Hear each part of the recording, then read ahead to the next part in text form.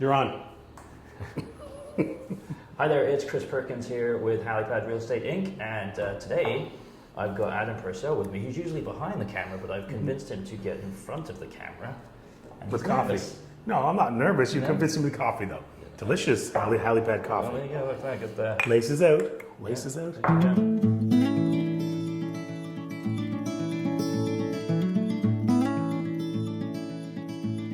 So what we want to talk about today is Adam has just successfully upsized in this market, which is, it's not an easy thing to do, really. Like, I think it's quite stressful. It's, from the outset, it's a stressful thing to think about. There's lots to think about. Like, how long were you considering this move before you did it? Actually, before that, why were you upsizing? Well, the house I was in was my bachelor pad. So 20 years ago, it's time to get out of the house with 7 guys doing what 7 guys do. So we went to this house. It was perfect for me. 2.5 bedrooms, like perfect for me, and maybe bring a roommate in or something like that. And then progressively, what happens is we had a wife. She brought a dog.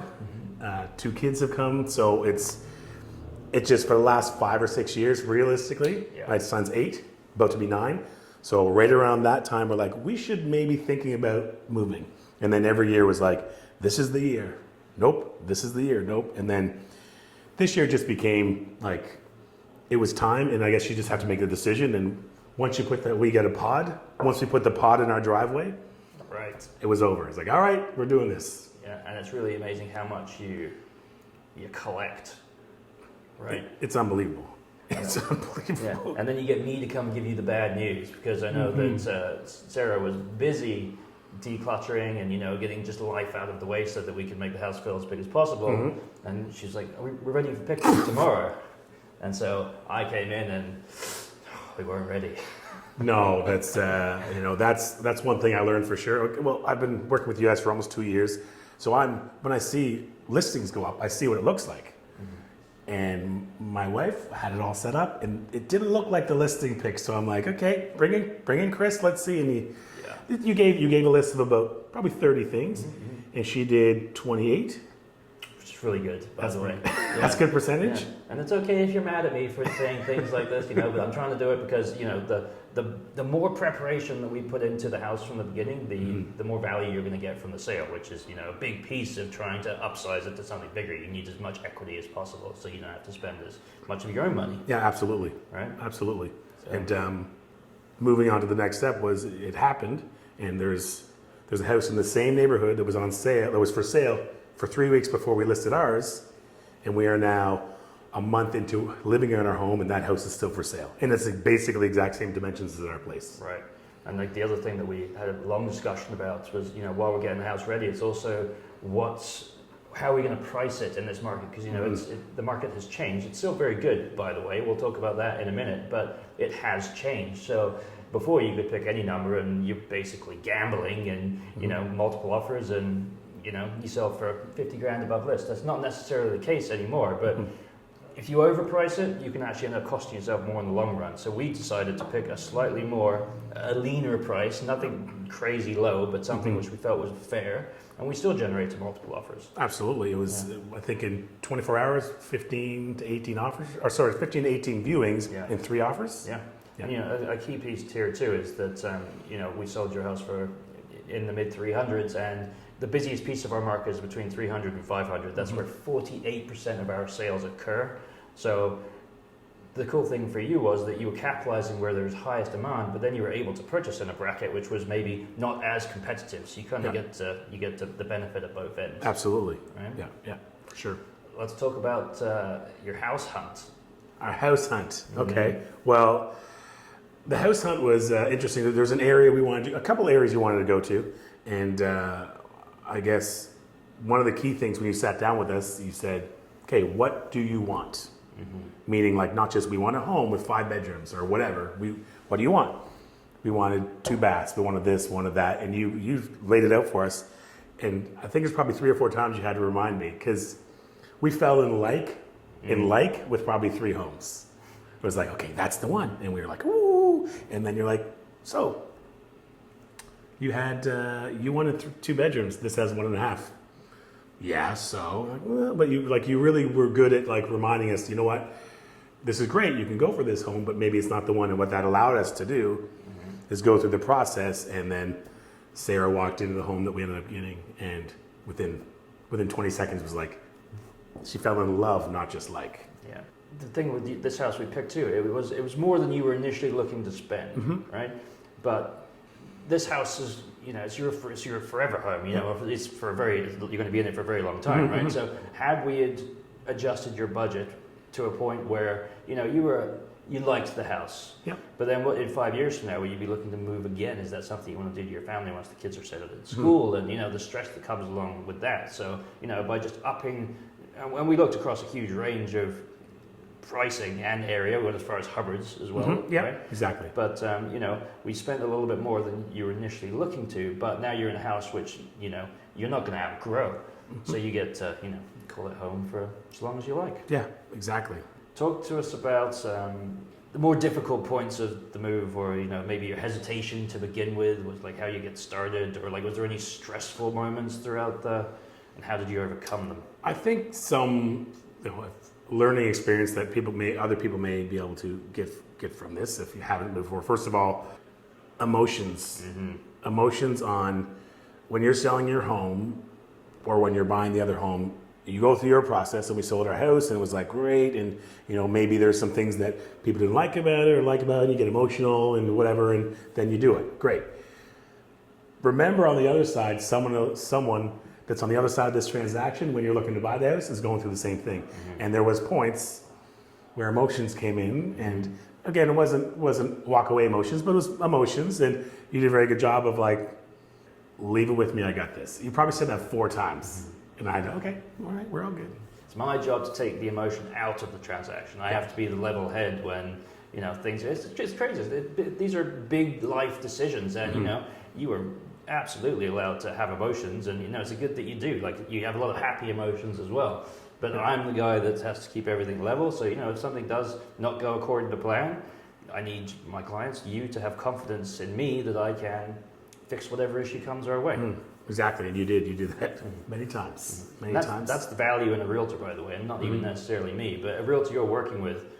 You know, it's fine when things are going according to plan. The value of your realtor is, what do they do for you when things go wrong, right? Yeah, and my wife is the first person to compliment or tell someone that's doing a great job or be blown away, but she doesn't do it just because. Like, you have to earn it with her. And I can say that she was blown away from every part of the transaction of how the realtor, how took care of everything. So I couldn't imagine doing it on your own. Like when someone says, I'm going to sell it myself, the amount of things that were like, oh, and Chris got it. Oh, Chris got it. Like, you basically took us through every step, and we're just signing things going, woohoo, just take my money. They read them as well, by the way. Yeah. We read them. Yeah. I think my wife would have read them first and then say, do it, and we'd sign it. But you really did take away all those things that you wouldn't even think of as a buyer or a seller, right? So based on your experience, what's the biggest piece of advice you could give somebody in your shoes? Somebody that's they're looking at their house and they're thinking, oh, I love my house, but it just doesn't work for our family anymore. Now we want to get into something bigger. What do you tell them? You know, as we said, we went through, it was a process of years, but it wasn't done on a whim. We thought, okay, we're going to do this. We had it in our mind how we were going to do it, and then we hired a realtor, which I cannot stress how important that is, because I guess I've been working with you for a couple of years, but we know lots of realtors and stuff, and I see people sell it on their own. In your mind, you're like, oh yeah, that'd be fun, I guess, to try to do, because you don't have to, you don't have to pay the fees. But it is, I would recommend hire a realtor, one that you can trust. You know, you're going to have lots of friends that you know that are realtors you see on your Facebook page. Don't do it because it's your aunt. Don't do it because it's a friend. Do it because it's someone who has a great reputation and someone you can trust, because there's a lot of advice along the way that wasn't just, you know, do you want a 3-bedroom or a 2-bedroom? Do you want 2 baths or 1 bath? There's a lot of more advice, because most real estate consultants have gone through everything we went through. I'm sure you walked away, you're like, yeah, that's happened 42 times to me, and you know how to deal with it, right? Mm-hmm. There's always something though. Yes. Yeah. Oh, that's new. Yeah. Yeah. There wasn't many of those. No. But there was, and make sure that I think every house we went into, give us some red flags. I always like to say, like, tell us things that you may see that be honest with us. Like, if we fall in love with a house, like don't let us fall in love with it unless you know that Absolutely. the bones look like they're going to be good, or you see something in the corner. You're like, I've seen that before. I think this is an issue. Well, I'm pretty sure that I talked to you out of a few properties, right? Even if there's nothing wrong with it, it's like, is it a fit for my family in the long term, right? So I always say to my clients that I would never recommend you buy a house that I would not buy myself. That's kind of the way I would go about it. And this is for me, this isn't about the sale. It is about the lasting relationship, and there's a lot of trust that you're placing in me, and that's certainly not something I take lightly. Yeah, and there was that one home that when we were looking at the home we went with. There's another home that was on the lower end, and we're like, okay, let's just go for this. And you and Sarah did a very good job of trying to make me fall in love with that cottagey type one, but it just didn't work. I did actually love that one. I know you guys are like, because I can't see. When I go in, I can't really see what's it going to look like when it's all done. I kind of need to walk in and go. Yeah. What did you say about that one? It felt like I can't say that on here. Actually, my mom doesn't have Facebook. What am I talking about? Yeah. But it felt like my mom's place, which is great. Who he loves dearly. I love my mom dearly, but I can picture lots of little antiques and trinkets everywhere, and that's not how I roll. Fair enough. So I guess what I'd like everyone to take away from this is my relationship with Adam is a lot more than just the real estate transaction, and that's how I work with my clients. We need to feel comfortable with each other, and I'm here to help you make this move. It can seem daunting. A lot of people don't even know what they can afford, so it's my job to help you make a plan. And this plan was 2 years in the making. It's not something that needs to occur overnight, but start having the conversation today so you can meet with your financial advisor, meet with your mortgage specialist. We can have a staging consultation or things to improve to the property that we can use to maximize your value. It's all part of the planning. The sale itself, if we've planned properly, the sale itself should only take about a week, 2 weeks start to finish. But everything leading up to that point, could be years, months, weeks, depends on your motivation level. But the point is, I am here, or your realtor is here, to facilitate that entire process. So when you are ready to make that up step in the market, give us a call and we'll be happy to help. Do it.